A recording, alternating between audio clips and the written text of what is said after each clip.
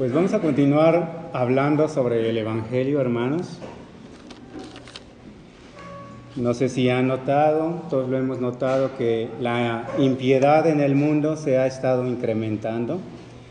Cada uno de nosotros sabe que eso es porque no tienen el Evangelio. Sin embargo, también nos hemos percatado que dentro de las iglesias también se ha incrementado la impiedad.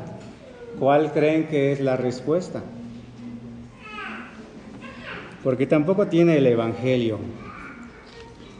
Aunque muchas veces cada iglesia da por sentado que tiene el Evangelio, hemos de reconocer que la iglesia depende de la relación personal que cada miembro establece con nuestro Dios. Recordemos que el conocimiento del Evangelio no es grupal, es individual, es una búsqueda, es un anhelo que es muy bien recompensado por aquellos que desean conocer más de la palabra. Cuando nosotros decimos creer en Cristo, cuando nosotros nos acercamos a Cristo, apenas estamos en el comienzo de nuestro peregrinaje. En ese comienzo del peregrinaje, nosotros necesitamos el Evangelio, estar leyendo la Biblia, para que nosotros no nos quedemos obstaculizados en herejías. Pareciera que una iglesia es inmune a las herejías, sin embargo, ya lo dijimos, cada congregante de manera particular en su comprensión del Evangelio puede estar estancado viviendo una herejía y aún así sintiéndose confiado por el cobijo grupal de que todos tenemos sana doctrina. Mas sin embargo sabemos que no es así. Tan solo por mencionar un trayecto que un cristiano seguiría es: primero se acerca a la iglesia y muchos se quedan nada más en el contexto grupal, les agrada el grupo, les agrada la compañía, les agrada el ambiente. Otros avanzan a la Biblia, mas sin embargo se quedan en la Biblia procurando conocer e incluso tratando de obedecer ellos mismos y quitándose de los ojos a Cristo, ¿no?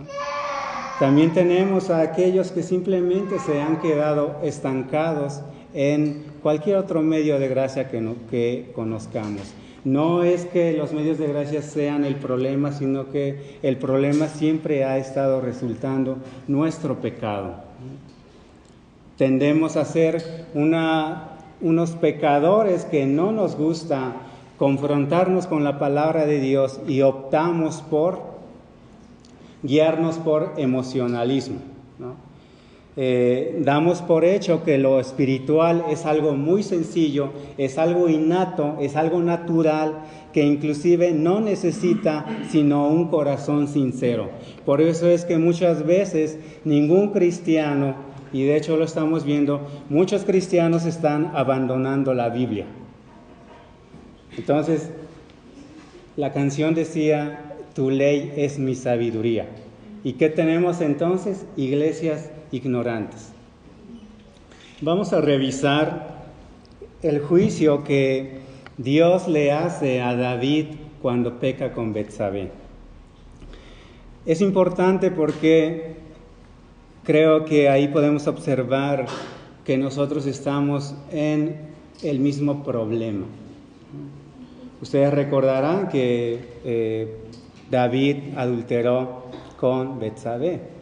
David fue considerado un hombre conforme al corazón de Dios, es decir, un hombre que hacía la voluntad de Dios.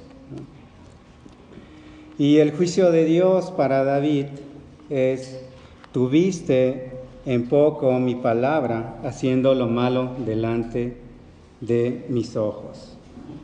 Eso está en 2 de Samuel 12:9, después de que Natán lo amonesta con la parábola y además también le explica que todo cuanto ha recibido del Señor, además pudo haberle agregado más. Llega un punto donde le dice: ¿por qué pues tuviste en poco la palabra de Jehová, haciendo lo malo delante de tus ojos? Esa es una acusación, una conclusión que Dios hace de por qué David ha caído. Él dice, tuviste en poco mi palabra, haciendo lo malo delante de mis ojos. Recordemos que entre los requisitos para poder ser rey, vayan a Deuteronomios 17, 14, 20. ¿No? Dios también da instrucciones específicas para un rey. El hecho de que ocupara un lugar de dirección no implicaba que se eximía del mandamiento de Dios. Entonces, Deuteronomios 17, 14 al 20. Ahí Dios empieza a decir que el futuro rey no tendría por qué tener cantidad de caballos, no tendría por qué tener cantidad de mujeres, no tenía por qué amontonar oro, por qué amontonar plata. Y bueno, dentro del versículo 18 y 19 y el 20, da algo muy específico, muy concreto, algo vital para que continuara fiel al Señor. Dice, y cuando se siente sobre el trono de su reino, entonces escribirá para sí en un libro una copia de esta ley del original que está al cuidado de los sacerdotes levitas. Y lo tendrá consigo y leerá en él todos los días de su vida, para que aprenda a temer a Jehová su Dios, para guardar todas las palabras de esta ley y estos estatutos, para ponerlos por obra, para que no se eleve su corazón sobre sus hermanos, ni se aparte del mandamiento a diestra ni a siniestra, a fin de que prolongue sus días en su reino, él y sus hijos en medio de Israel. Entonces, así como Salomón en su momento, si algo le pidió a Jehová fue sabiduría, de la misma manera, cada rey tenía que tener la ley. Y vean aquí algo que es bastante interesante, es que, bueno, en aquellos tiempos se tenía que hacer una copia de lo que era el libro de la ley. Y además dice que tenía que tenerlo con él con el fin de leerlo todos los días de su vida. Si esto es para un rey, hemos de preguntar nosotros, cuando nosotros nos acercamos a Cristo, cuando nosotros escuchamos de su palabra, ¿qué tanto desde entonces hemos estado leyendo su palabra? ¿Cuánto estamos leyendo? Porque todos sabemos que toda la Escritura es inspirada por Dios, mas sin embargo, cada uno de nosotros luego nada más tiene versículos favoritos o libros favoritos y no logra dar con la necesidad de leer la totalidad de la Biblia para que nosotros podamos vislumbrar quién es Dios, quiénes somos nosotros. Y en toda la Biblia no hay otra cosa que dos cosas: tu condición como perdido y la necesidad de un Salvador. Y llegar a esas conclusiones no es algo tan sencillo. Ya dijimos que cada uno de nosotros tenemos una tendencia horrible a ser muy prácticos. Es decir, tú dime cómo hago las cosas y yo las hago. Algo muy práctico que cada uno de nosotros quizá conoce es en su mente o lo ha vivido: ¿qué necesito para ser salvo? Y por supuesto no es que no sea cierto, pero la respuesta es: cree en el Señor Jesucristo. El problema es que nos quedamos a un nivel nada más intelectual y no sabemos en quién estamos creyendo. Y solamente quedamos a expensas de lo que nuestra mente pueda decirnos de quién es Jesucristo, ¿no? Ahora, ¿por qué estamos cayendo o por qué la iglesia cae en tantas herejías? Porque hay iglesias o muy liberales o muy legalistas. Es decir, unas iglesias que bajo la gracia dicen, para el cristiano todo está permitido. Y otra iglesia que dice, para el cristiano nada está permitido, ¿no? Sin embargo, ambas posturas solamente vienen de una mala comprensión de lo que es el Evangelio, porque sabemos que en Cristo tenemos cierta libertad que no nos llevaría ni a un extremo ni a otro, nos llevaría únicamente a Cristo. Y el propósito de que cada uno de nosotros, de que tú estés leyendo cada día la Biblia, no es para que tú estés cumpliendo un criterio cristiano, no es nada más el querer conocimiento. Esa es otra gran dificultad que muchas veces nos enfrentamos. Queremos conocimiento, pero no queremos compromiso que conlleva el conocimiento. Y el propósito de leer la Biblia, dice, es para que aprendas a temer a Jehová tu Dios. Alguien que no lee la Biblia, alguien que es muy sentimental, muy afectivo, diría, pero temer a Dios, por supuesto que yo temo a Dios. Pero otra vez, realmente si tú no estás conociendo el Dios de la Biblia, no estás temiendo a Dios, no estás temiendo al verdadero Dios. Y es probable que tú únicamente tengas una noción errada. Isaías por eso muchas veces menciona que su temor no es más que una tradición enseñada por hombres. Tú no lo has aprendido de una lectura personal, de una relación personal con el Señor, sino que a ti te lo han enseñado. Dice Cristo, lo que es nacido de la carne, carne es, y lo que es nacido del Espíritu, Espíritu es. Cualquier enseñanza que tú recibas de cualquier hombre es carne, es carnal. Y tu carne probablemente la pueda procesar e inclusive degustar, pero no te va a llevar a Cristo, te va a estancar.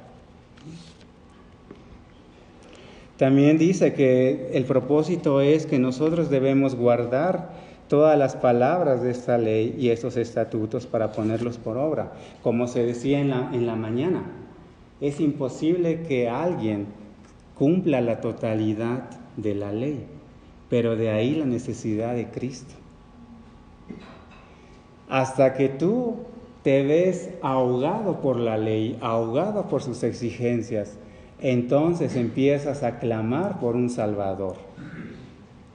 Mientras tanto, muchas veces nos entretenemos con una comprensión superficial de que estamos cumpliendo. Si hablamos de cumplimiento, que es de la ley, jamás llegaremos a cumplir. También dice que es importante que nosotros conozcamos la ley, leamos la Biblia, porque si no, nuestro corazón se va a elevar sobre nuestros hermanos. Y entonces esto se vuelve una competencia de quién es más cristiano. Dejamos a Dios, dejamos a Cristo y empezamos nada más a vernos entre nosotros. Y así como David fue capaz de asesinar a Urías, así nosotros estaremos constantemente pecando contra nuestros hermanos. Entonces David lo que tendría que estar haciendo mientras no iba a la guerra, que era una exigencia para los reyes asistir a la guerra, pero lo que tendría que estar haciendo, según lo que marca Deuteronomio, es leer la ley todos los días de su vida. Entonces él dejó de leer. Si tú dejas de leer, no te examinas. Si tú dejas de examinarte, no te arrepientes. Y si tú dejas de arrepentirte, te endureces y el corazón impera sobre ti, ¿no? Dice Génesis 4:7, si no hicieres bien, el pecado está a la puerta. el pecado está a la puerta. Imagínate cuál es tu situación, cuál es mi situación en el momento en que yo dejo de hacer el bien y el bien únicamente viene de lo que está estipulado en la palabra de Dios. Yo no puedo creer que solo necesito aprenderme ciertas normas morales y conducirme como tal, y entonces yo estaría ya libre de cualquier tentación, ¿no? Cada uno de nosotros sabe que adulterar es malo, pero solamente la palabra de Dios realmente es la que va a exhortar a nuestro corazón para evitar que nosotros cometamos ese pecado. Si tú asumes la responsabilidad de decir, yo voy a hacerme cargo de mí mismo, sin necesidad del Espíritu Santo, sin necesidad de Dios, sin necesidad de Cristo, obviamente que no lo lograremos. No lo lograremos y además estamos desligándonos de Cristo. Estamos pretendiendo justificarnos a través del cumplimiento de la ley y eso equivale a desligarse de Cristo. Ya no entender lo que es su sacrificio, ya no entender lo que implica la sangre para la remisión de nuestros pecados. Nosotros estaríamos constantemente, sin leer la Biblia, engañados con nuestro corazón. Estaríamos nada más preguntándonos cómo nos sentimos, si creemos que estamos haciendo bien, si no creemos que estamos haciendo bien, qué nos falta, ¿no? Entonces vean que cuando David deja la ley, y es por eso que peca, cuando él deja de temer a Jehová, deja de guardar lo que implica toda esta parte de agradar a Dios, Jehová mismo manda, y esa es una enseñanza para nosotros, Jehová manda a Natán a juzgar a David con esa misma ley que él hizo a un lado. Así Dios nos juzgará a cada uno de nosotros con esa misma ley que nosotros estamos despreciando. Y entonces vuelve Jehová a utilizar la ley a través de Natán, le cuenta la parábola, ¿no? La parábola de un hombre rico que tenía muchas ovejas y sin embargo toma la única corderita de un pobre para ofrecer una comida a alguien que lo visitaba. Por supuesto que David se indigna, él sabe lo que dice la ley respecto a ese pecado, ¿no? E inclusive es tanto su indignación que David dice, esa persona es digna de muerte. Así nosotros llega a sucedernos que cuando tú te enteras del pecado de otro hermano, de otra hermana, inmediatamente a veces nos sale esa parte de decir qué pena por el hermano, qué pena por la hermana, ¿no? Lo que esa hermana, lo que ese hermano se merece es esto. Y entonces vemos que David al dejar la ley, principalmente violó a 3 leyes, ¿no? La primera está en Éxodo 20:17, que es: no codiciarás la mujer de tu prójimo. Sabía que inclusive mandó un mensajero para preguntar que quién era esa mujer. El mensajero regresó, le contestó: esa mujer es mujer de Urías. Entonces transgrede esta parte, por supuesto, ya desde inicio hace a un lado el temor de Jehová, y haciendo a un lado el temor de Jehová, todo lo demás va en escalinata. También en Éxodo 20:14 transgrede el mandamiento que dice: no cometerás adulterio. También en Éxodo 27, que dice, no tomarás el nombre de Jehová tu Dios en vano. En el momento en que Él juzga usando la ley de Dios para condenar a el personaje de la parábola, es como utilizar cualquier ley humana. Ya no considera que sea una ley santa, ya no considera que sea de un Dios santo, simplemente lo utiliza, ¿no? Sin embargo, cuando Natán reprende a David, él le está diciendo, ¿no? Le está diciendo lo que dice en Salmos 50:16. Dice que Dios dice al malo, ¿qué tienes tú que hablar de mis leyes? Si tú estás en pecado, si tú no estás entendiendo el Evangelio a través de una lectura minuciosa de la Biblia, lo que tú puedas repetir de la Biblia, inclusive tal vez no lo sepas, pero estés en pecado, lo que tú puedas recitar de la Biblia, finalmente Dios te estará diciendo, ¿y tú qué tienes que hablar de mis leyes? Todos nosotros, un ejemplo, cada uno de nosotros no sabemos el versículo, con Cristo estoy juntamente crucificado. ¿Realmente entiendes lo que eso significa? ¿Realmente puedes ver la magnitud de esa crucifixión? ¿Realmente conmueve tu corazón? ¿Agita tu mente? Porque si no es así, entonces nada más Dios nos estará recriminando esta parte de que ¿qué tenemos nosotros de qué hablar de sus leyes? También dice en Salmos 50:18, una acusación, con los adúlteros será tu parte. David estaba juzgando un acto de adulterio, mas sin embargo él no aceptaba, no veía esta parte de que él estaba en pecado. Y vean ustedes, ¿cuánto tiempo pasó desde que David comenzó a pecar, planificó todo, mandó a traer a Betsabé y estaba tranquilo, estaba como si nada? Es más, estaba con la facultad de seguir juzgando a través de la ley de Dios. Te tendrías que preguntar, me tendría que preguntar.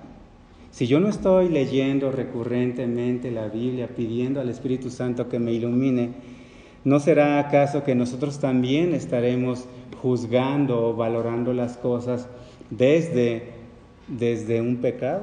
También hay que saber una cosa, que el que tú puedas juzgar bíblicamente algo no te hace inocente. David juzgó bíblicamente, ¿están de acuerdo? Cada uno de nosotros puede juzgar bíblicamente cualquier cosa, pero eso no te quita tu pecado, ¿no? Porque dice Romanos que en aquello que juzgas, te juzgas a ti mismo. También es importante ver que lo único que siempre hemos tratado de enfatizar es la necesidad de leer la Biblia. A veces es quizá desde el punto de vista carnal muy frustrante tratar de encontrar argumentos que te convenzan a ti, a mí, a leer tu Biblia. A veces uno prepararía una clase para explicarte los motivos de por qué es importante que leas tu Biblia, pero yo creo que eso ya lo sabes. Mas sin embargo, más bien la actitud que estamos teniendo es justamente la actitud que Jehová condena en David.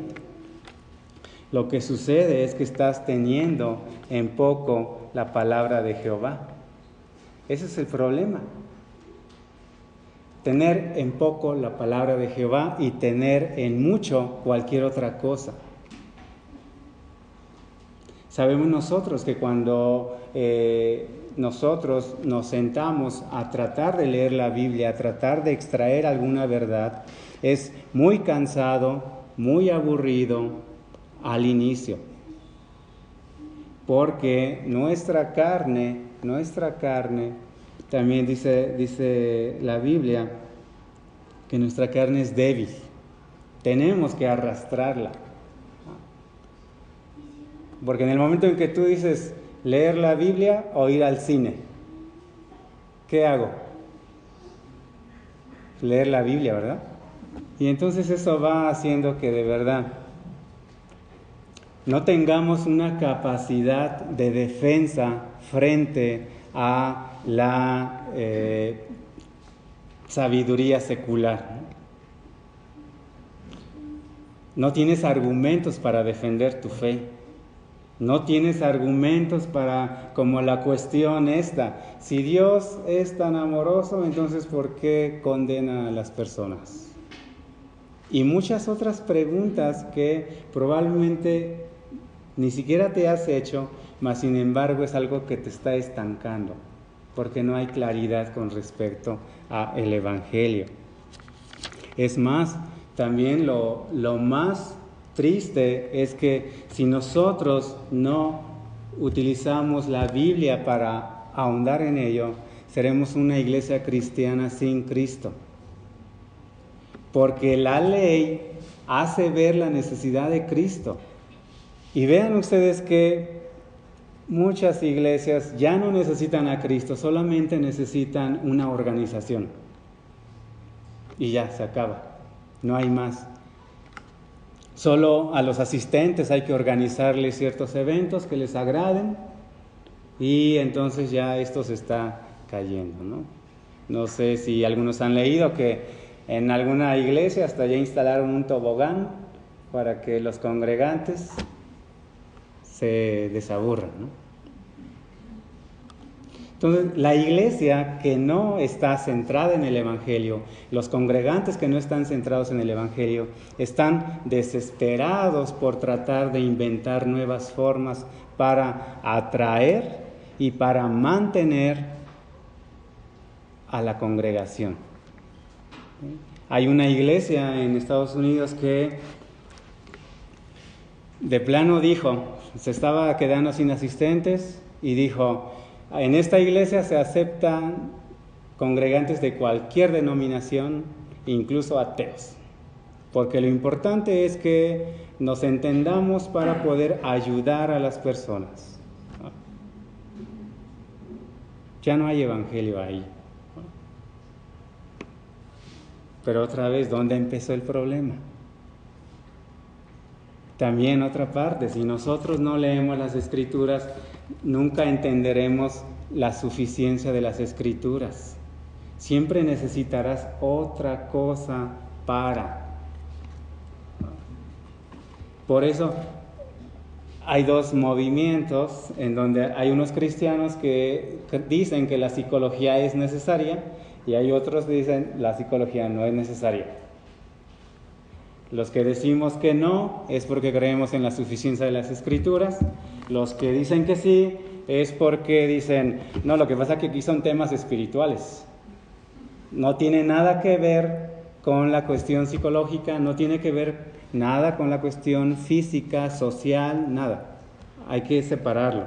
Entonces vemos que tenemos que tener en mucho la palabra de Dios, en mucho. Hablaba con un joven en la tarde y yo creo que el deseo de todo adulto es que los jóvenes se preparen, estudien la Biblia de tal manera que haya una argumentación fuerte en su exposición, en la exposición de su vida, de la palabra. Sabemos que toda la Escritura es inspirada por Dios. Pero otra vez, si nosotros no estamos leyendo la Biblia, Dios no va a significar nada para nosotros. Va a aparecer solamente un texto antiguo. Y como texto antiguo no puede dar nada a lo contemporáneo, supuestamente. Pero sabemos que eso es mentira. Por eso también es que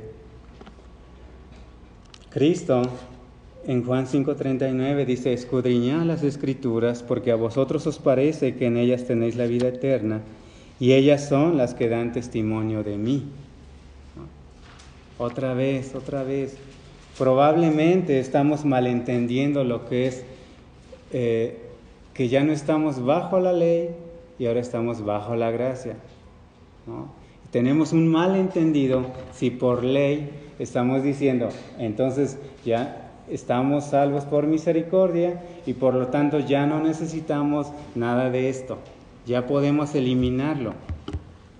Mas sin embargo, Romanos 10:4 dice: porque el fin de la ley es Cristo, para justicia a todo aquel que cree. Solamente leyendo la Biblia vas a tener, cuando dice el fin de la ley, quiere decir que es lo que terminarás concluyendo: soy pecador y necesito de un Salvador. Pero si nosotros no lo hacemos, estamos nada más adaptándonos a una rutina cristiana, estamos nada más, esa es otra cosa importante, probablemente también la no lectura de la Biblia nos lleva a tener un concepto errado del Evangelio, a tal grado que el Evangelio solo es para consumo propio. Es decir, que pareciera que entonces cada uno de nosotros nada más viene por su ración de cada domingo y entonces ahí no la vamos como que sobrellevando durante la semana sin que nosotros tengamos un interés genuino por buscar más sobre el Evangelio de Cristo. Y entonces solamente nos podríamos convertir en una iglesia que nada más se va a preocupar por sí misma, nada más nos va a interesar el estar bien nosotros, ¿no? No vamos a nosotros poder, si nosotros no conocemos a Cristo a través de las Escrituras, nosotros no vamos a poder conocer la misericordia que Él tuvo para con nosotros, y si es así, nosotros no vamos a conocer esa misericordia para con los demás. Porque una misericordia que no es según las Escrituras será una misericordia que es según tú. Y una misericordia según tú te va a dar un evangelio según tú. Y entonces muchas veces cuando tú ves a una persona con problemas, dices, esa persona necesita a Cristo. Correcto. ¿Pero para qué? ¿Para solucionar sus problemas?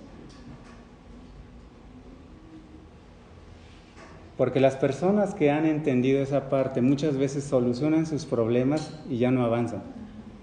Si tenían un matrimonio que se estaba disolviendo y ya nos volvimos a reconciliar, ya fui bendecido. Si estaba desempleado y no tenía casa y ahora ya estoy empleado, estoy ganando muy bien y ya tengo casa, ya, se acabó. Y si yo comparto el Evangelio, mi Evangelio va a ser ese. Voy a ver a alguien con problemas y mira, tú necesitas a Cristo, tú necesitas a Cristo. Todo el mundo necesita a Cristo con la esperanza de solucionar sus problemas. Entonces no hagamos lo que hizo David de dejarle de leer la palabra y entonces perdió el temor de Dios y empezó a andar según su conocimiento. Vamos a orar. Señor, te suplicamos que tú toques nuestros corazones. Perdónanos porque tenemos en muy poca estima tu palabra. No la tratamos con la rigidez de estudio que otras ciencias implican, Señor. Perdónanos porque ofendemos tu inteligencia al creer que nosotros somos capaces a través de nuestros sentimientos de entender toda tu sabiduría y confeccionarla según nuestro entendimiento. Te suplico, Señor, que tú nos ayudes. Te pido por cada persona aquí que de verdad tome su Biblia, se ponga a leer, que entre en desesperación por no entender y que acuda a ti y que se vea recompensado por la luz que tú le provees, Padre. Ayúdanos, Señor, a ser una iglesia que comprenda verdaderamente el Evangelio, que comprenda el sacrificio de Cristo, para que nosotros entonces, entendiendo esa verdad, podamos compartir esa verdad venida de ti a otros, Padre. Líbranos, Señor, de compartir un evangelio que solamente va a perder más a las personas, Señor, dejándolas sin Cristo. Te pido todo esto, Señor. Amén.